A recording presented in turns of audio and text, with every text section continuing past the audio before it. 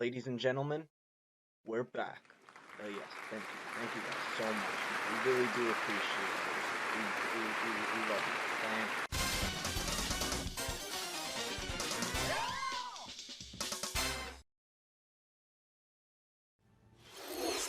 Hey guys, welcome back. Whoa, new BitDisk Direct. Yeah, sorry we didn't do it last time. It's called we were under a little stress. It was a lot and we couldn't, but now we can.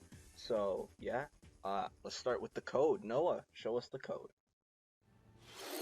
Hi, I'm Noah, and I'm here to present the coding update for BitDisk.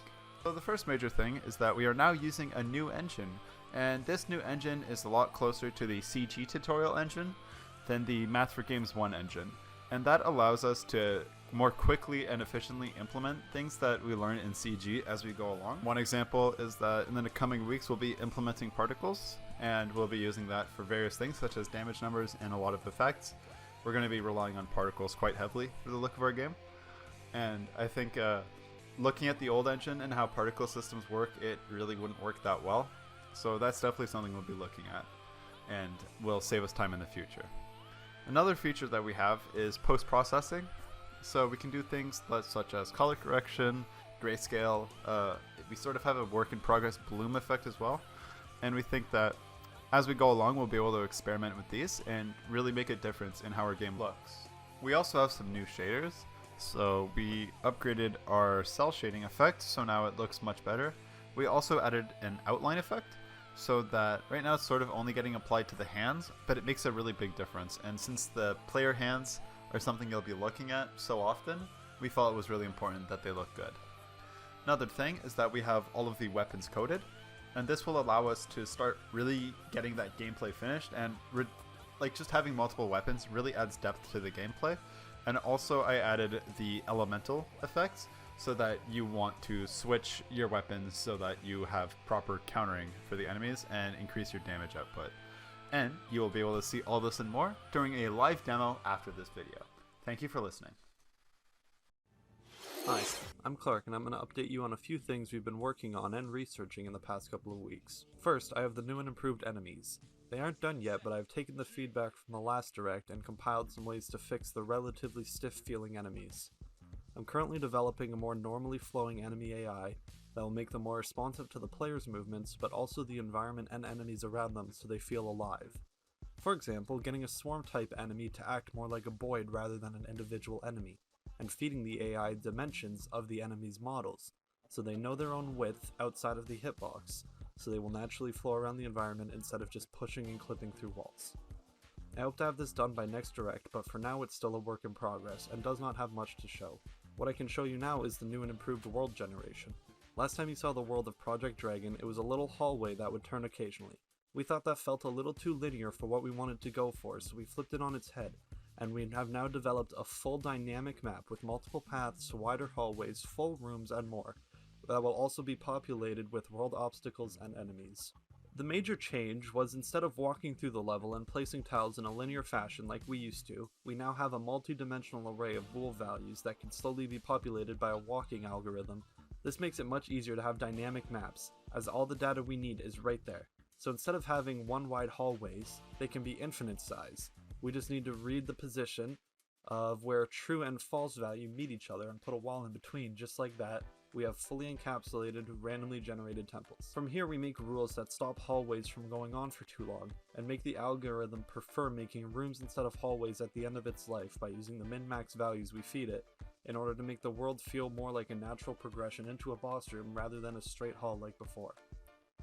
Finally, we have a pathfinding algorithm read the world data and find the longest possible path from the player's spawn to a false node in the array. Using this data, we can spawn the final boss on the end of the path. This prevents the world generator from looping back and placing the final boss right beside the player's spawn, and forces them to explore the map, finding the ending for themselves. After the boss is defeated, we can clean up the world, spawn a new one, and do it all again, making a full gameplay cycle for the player. Thanks for listening, and I look forward to showing off what we do with the enemies and gameplay pacing in the next direct. Hey guys, Alan here. I have made some progress on the modeling and texturing for the player model and the enemies for the game, and here they are. First up, I have the water enemy. The front and the back of the body is finally textured, but the shell is still work in progress. I will get that done tonight. He also has some animations finished, but the parenting for the body seems to have some issues, so I will not be showing that for this GDW. But I do have some animation to show for our hands. This is our attack animation. The elbow here looks a bit janky. I will have to try to fix that.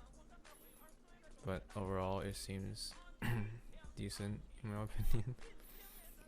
And we also have the resting animation for the hand, which is a small little animation here. Again, the elbow seem a bit janky. I'll have to fiddle with the mesh a little bit, I think. And lastly, we have a concept for the air enemy. For this one, it's a bit special. We want to have the middle of the enemy be a OBJ render, but around it, the wind here, we wanted to try something with the particle system and see if it works. If it does, all of these little blades here will be replaced with particles. It's all because we want to try experimenting with particles and see how good that will look compared to just normal 3D models for wind effects. And I think that's all the progress I've made. I will catch you guys next time. Hi, I'm Mitchell, and I'm the world designer for BitDisk. For the world/nodes, we're currently looking into increasing the size so we're able to add more objects and more depth to each node that you enter, which would add more replayability and more enjoyment into each node and level and just randomly generated room in every playthrough you have. That's about it. Thanks everybody. Okay, so let's talk about the aligned components. How are they doing? Let's find out. Intermediate CG, lighting and texturing has been done for a while. As Noah said before, color grading is done. Bloom is getting there. There's just a few more kinks we need to work out before it's fully complete. Shadow mapping hasn't been started yet, but we finally managed to implement cell shading. So, you know, we're getting there. Next up is algorithms and data structures. We only have the one aligned component, which is the pathfinding algorithm, which we've actually started figuring out how to get into our game, so be sure to check that out when we have it in review 3 probably. And finally, game sound. We got Fmod finally completely implemented into our engine. Background music is almost done, and we finally started some work on sound effects, which you're going to see in the demo with Noah at the end of this. Dialogue and 3D sound have not been started yet, but you're going to see some progress by review 3, don't worry. And that was the BitDisk Direct. We've gotten back into the workflow that we had last semester that we really wanted to achieve again. We think we're going to deliver a great game, and we think you're going to be surprised what you're going to see next time. So also we couldn't do playtesting because our game wasn't in a good enough state, but we're going to do that next week, so stay tuned for that. Yeah, that was the BitDisk Direct.